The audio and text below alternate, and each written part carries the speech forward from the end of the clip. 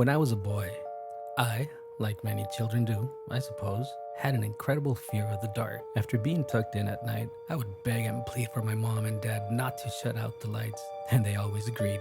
That is until the start of my second grade year. My parents decided I was a big boy, and I needed to learn that the dark was nothing to be afraid of. To help with this transition, my dad bought me a very bright nightlight for my bedside table. I hated the idea of just having a nightlight on at first. But after my mother shut off the room light switch and showed me how bright the nightlight was, I warmed up to it. The first night, with only that little light by my bedside, is a memory that I can recall with certain clarity after all these years. That night marked the first of many visits from the knocking girl. The glow of the little light was comforting, like a beacon of safety in the dark. It made me feel safe, and before I knew it, I had fallen asleep under its protective glow. 3 distinctive knocks woke me up from my slumber sometime later that night. My eyes flew open, and my head turned to look at my bedroom door, which was left slightly ajar. The only thing there that intruded was a light shining in from the lamp in the hallway. Then, once again, came 3 sharp knocks from somewhere beyond the foot of my bed. I shot up in a sitting position and stared past the foot of my bed at my closet door. Thanks to my adolescent mind, I wasn't sure exactly what to do. I just sat there, staring at the dark wood of the floor, only partially illuminated by the light at my bedside. Then, once again, so abruptly it made me jump, came 3 knocks. Only this time, they were louder, and the time between each separate knock was greater. My breath became heavy, and my heart pounded. And just as I was about to call out for my parents, I was cut off. A soft but somehow warped little girl's voice called out from behind the closet door. Let me come out, Joshua.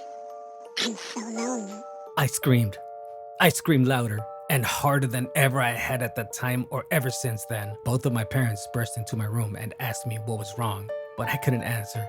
I just kept screaming. It took some time, but eventually my parents calmed me down, and I was able to tell them what happened. They told me it was just a nightmare, but I wasn't having any of that. I told them I was never sleeping in my room again. My father, being the progressive problem solver that he was, however, fetched a screwdriver from his toolbox and began taking the closet door off its hinges. Once the door was off, my parents stayed with me until I fell asleep. The knocking girl never returned to my room after that night, but she never left me alone either. I found out the very next day a couple of rules about the knocking girl. The first one was it didn't have to be dark for her to visit me. The second rule, it doesn't have to be a closet. The following day that I was visited by my knocking nightmare, I was sitting in a bathroom stall at school. It was right after gym period, and the physical exercise helped me move along the morning's breakfast to my lower intestines, and I was pretty thankful when I found the bathroom empty. I was just finishing my business when I heard the echoing footsteps of someone entering the bathroom. I froze in my seat. It was clear, from the slapping sound on the floor, that whoever the new arrival was, they were barefoot. I waited as the footsteps drew nearer to the stall I was in, which was located at the very end of the aisle, up against the wall. I decided to call out then. "Hello?" I asked, but received no reply.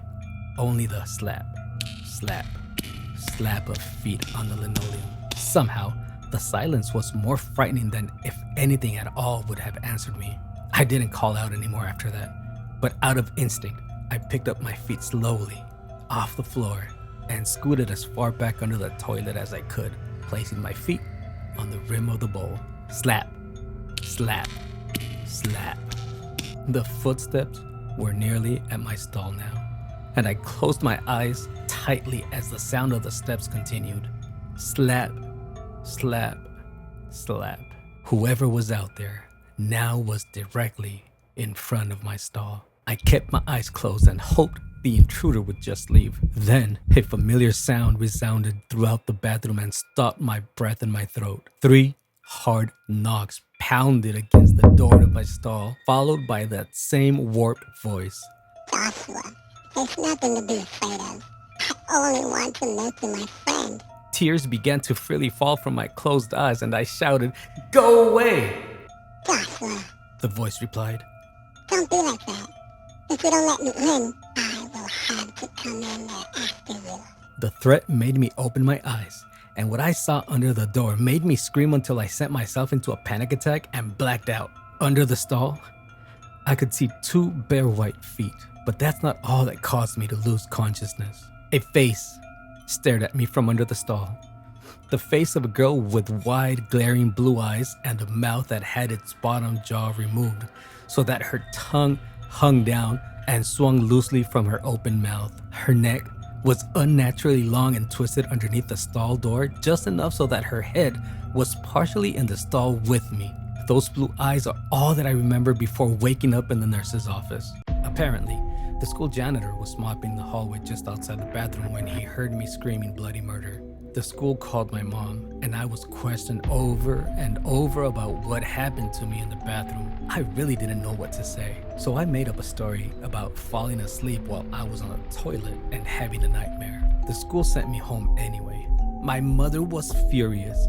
She didn't ground me or anything though. I think she just felt sorry for me and didn't know how to help. I told her I was fine when she asked later that day. I lied. From then on, the knocking girl came to me at any time that I was alone. If my parents were outside and I was walking past the hallway closet, I heard knocking.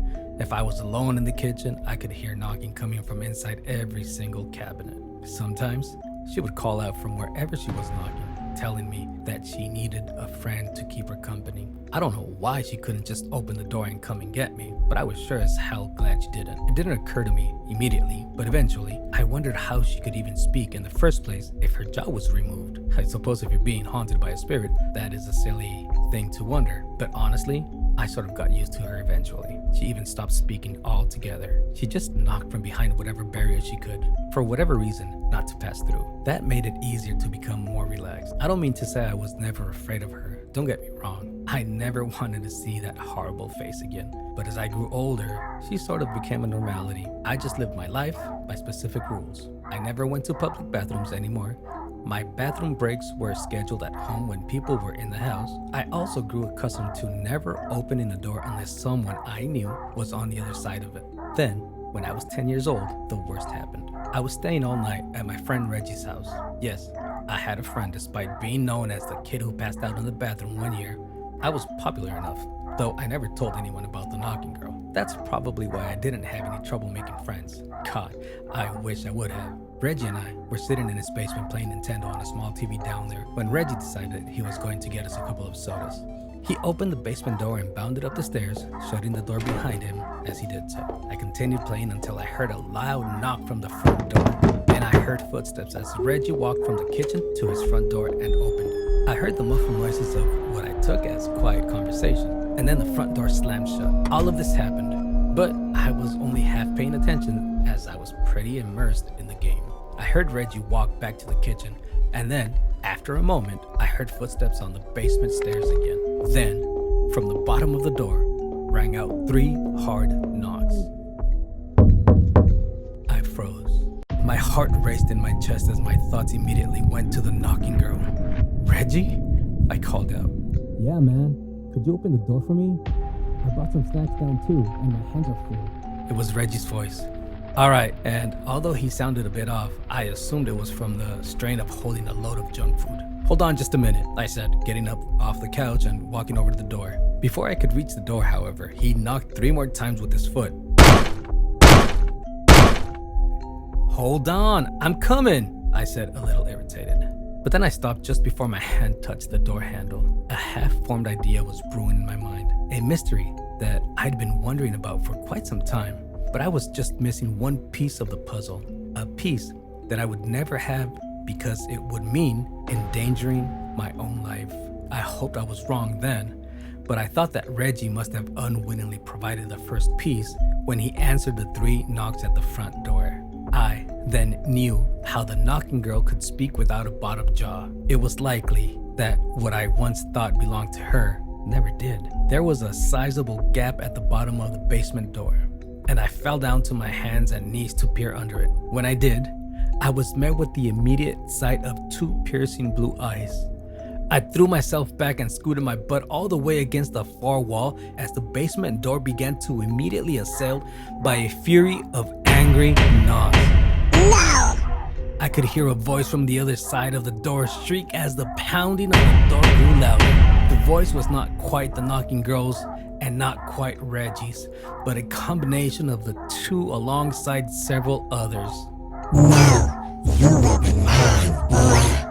If it takes me 100 years, you will